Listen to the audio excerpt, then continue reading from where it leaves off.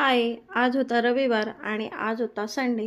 त्यामुळे मी सकाळी लवकर उठून अंघोळ केली व सगळ्यात पहिले तर माझं काम आहे की देवपूजा करणं. सकाळी लवकर उठून देवपूजा केली, मस्तपैकी दिवा लावला, थोडंसं धूपबत्ती केली.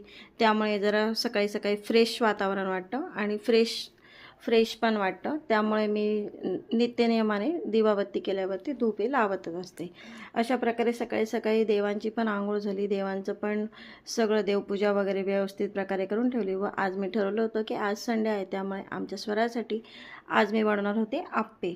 त्यासाठी मी अगोदर सगळं देवपूजेचं सगळं नीटनेटकं आवरून घेतलेलं आहे व त्यानंतरच मी आप्यासोबत काहीतरी नवीन ट्राय केलेलं दही चटणी.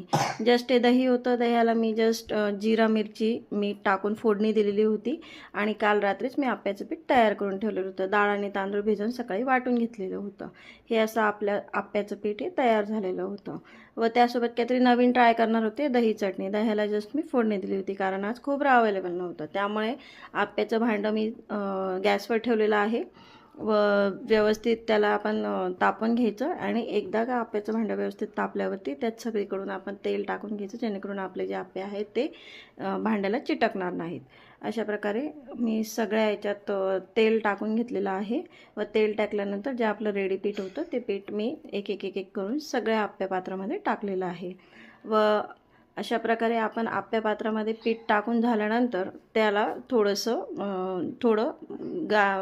जोरात गॅस करून त्याला होऊ द्यायचं आहे आणि परत थोडंसं एकदा भांडं तापल्यानंतर कमी गॅस करून त्याला व्यवस्थितरित्या तेल टाकून घ्यायचं आहे परत, आणि जेणेकरून त्याला थोडेसे बबल्स असे फुटतात की जेणेकरून आपल्याला ते साईन देतं की आप्पे तयार झाले. त्यानंतर हे आप्पे उलटून घ्यायचे आहेत व हे उलटून असे खरपूस रेडिश कलरवरती, गुलाबी कलरवरती भाजून घ्यायचे आहेत, जेणेकरून तुम्ही बघू शकता आपले आप्पे सुंदर असे भाजले गेलेले आहेत. व त्यानंतर आपण याला सर्व करून घेतलेलं आहे आपल्या दही चटणीसोबत.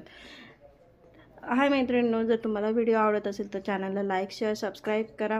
अशाच नवनवीन रेसिपी बघत राहण्यासाठी चॅनलला सबस्क्राईब करा, नोटिफिकेशन आयकॉन दाबा, जेणेकरून तुम्हाला नेक्स्ट व्हिडिओ येण्याच्या अगोदर तुम्हाला नोटिफिकेशन मिळून जाईल. सो भेटूयात नेक्स्ट ब्लॉगमध्ये. Bye bye.